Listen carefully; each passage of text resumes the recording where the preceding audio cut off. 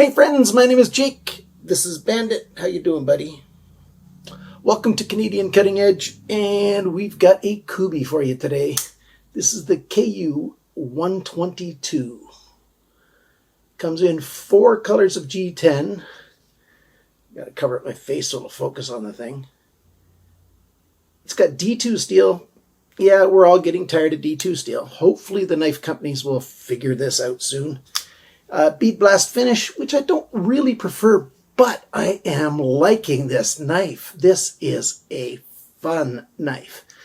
It's a fun knife in terms of its fidgetability, but it's just a good solid cutter, slicer, and piercer. It's designed for all those things. Comfortable in hand, good solid grip, very nice action, solid lockup, not very heavy at all. Right and left pocket clip, ambidextrous action. End of review. Go get one. Oh, they're sold out. White Mountain Knives has these for $43.50. They're sold out right now. Hit that notify me button on those, because when you shop at White Mountain Knives, you get the best price. Other stores have these for $50. You get them for $43.50, but you save 10% with coupon code CCE. That makes it $39.15. So other stores are 25% more money, well, more than 25% more money than at White Mountain Knives. So get yourself on that wait list. Oh, I'm almost taking you off to frame in a picture, am I, buddy? So those of you who wanted to see Bandit again, there he is. I'll put him down now. And just before we get to the tabletop, I do want to let you know this is over 3 inches, 3.1 inches.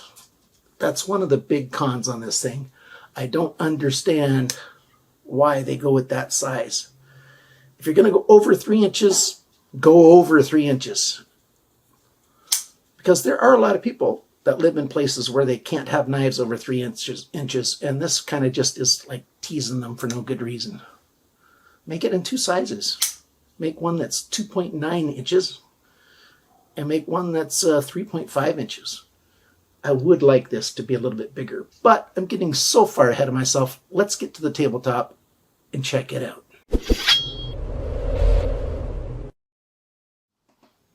All right, there you go. What do you think of that?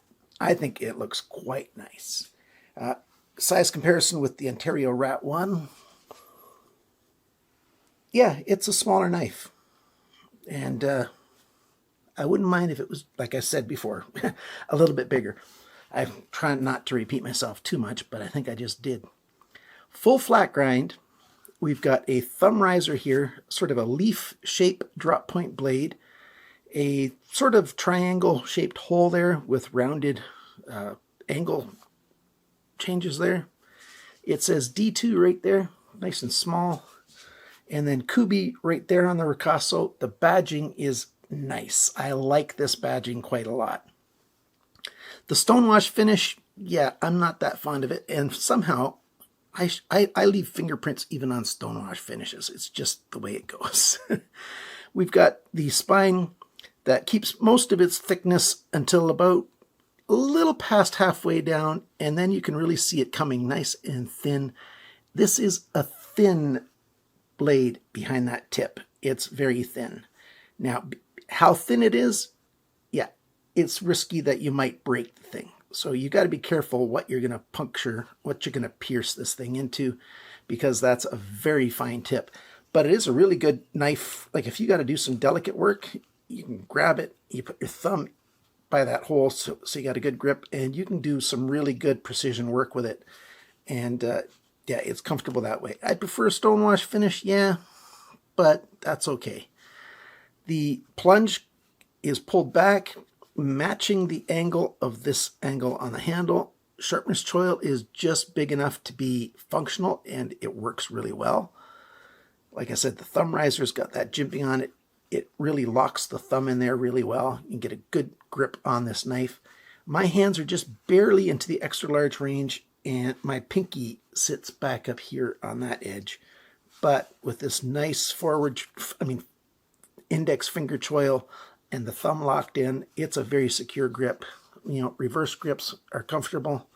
Even a pull grip, that's okay. Not terribly comfortable, but it works. Hammer grip, saber grip. It's a comfortable knife, even though it's flat G10. Nice texture on it. Open pillar construction back there. Lots of skeletonizing in there. The liners are also bead blast finished. We've got a lock release access. Really, really nice. Some soft jimping on the top. Easy to disengage that lock. And when you do, the blade just falls. Very, very nice. And what we also have is a lockup that is exactly where I like it to be on a brand new knife. Alignment when it's closed is ideal. It's just right down the middle where it should be. It's good. Nope, Bandit, you're okay. Stay here. Shh. No, stay here. It's easy to get your middle finger underneath there and flick it open. I was watching what Bandit was doing. Bandit, come back here. Stay here with me. So your finger just easily goes underneath there. You can do it with more than one finger, right or left-handed. It works just fine. So fully ambidextrous, like I said. Pocket clip is a deep carry pocket clip right at the end. Flush screws. It doesn't come out too far. It's got a flat top. It's a very, very good pocket clip. We do have T6 screws in there. Yeah, but that's okay. They're nice flush screws. Everywhere else is T8s. But that pocket clip, it works really, really well. It climbs over the edge of your pocket right, and it goes to the full depth every single time. And there you go. Oh, I haven't mentioned one thing that I probably should mention. It comes in 4 colors, and you get this nice blue or a nice bright orange. Or if you want something more muted, you can get the tan or sand color or black. And those are nice G10 colors. I quite like them. The rest of the handle, it's sort of angular. The blade's got sort of a rounded drop point and then a belly here. But the rest of this is mostly angles. You got a flat, and then an angle change comes back, angle change comes back, angle change, angle change, angle change, angle change. And then it's rounded up here, and then 3 angle changes up here. So it's blocky without looking blocky. If you just look at that, it doesn't look like it's just a blocky kind of handle. It feels quite comfortable in hand, like I shared before. I like that the pocket clip, you just have 2 holes right there. There's not, a milled out section that it sits in. So if you don't use the pocket clip on the left side, it looks okay. So yeah, very happy with all of those things. Now it's time for me to take it apart and show you the insides. So here we go. It's all apart. Lots of skeletonizing here. I'm just going to wipe this off. They've got a grease in here. I've just wiped the grease away. I'm going to put my oil in there instead. But we've got a ceramic detent ball.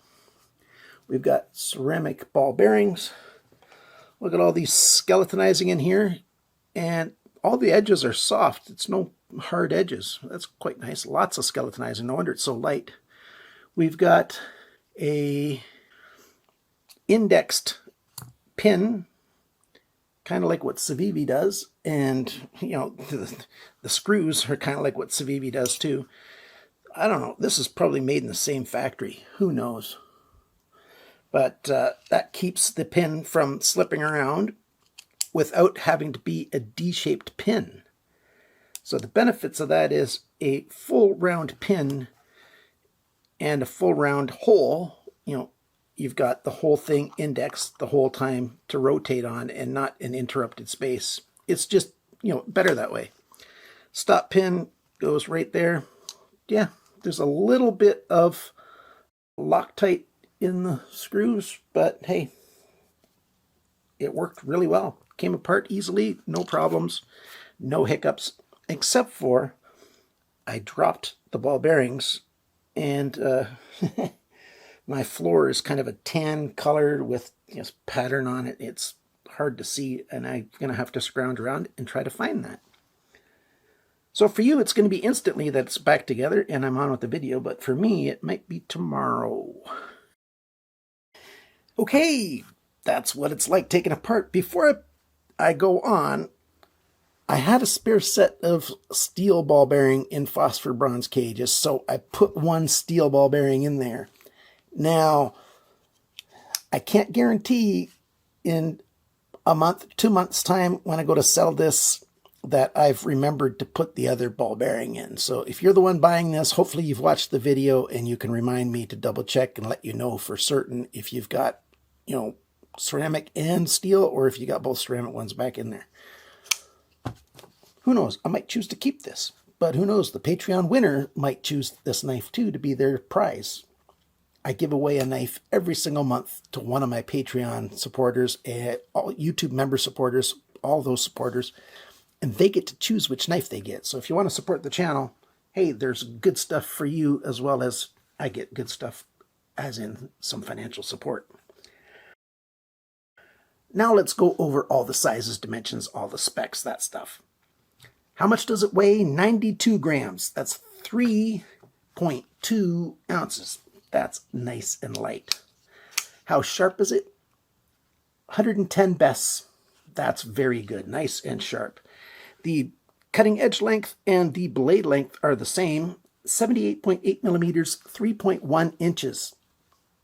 Yeah, I talked about that before. The thickness of the blade at the ricasso, 3.03 millimeters. That's 0.119 of an inch, so just shy of 1/8 of an inch. Blade depth is biggest right, actually, it's not right at the heel. It's up a little bit, right about here where my fingernails are.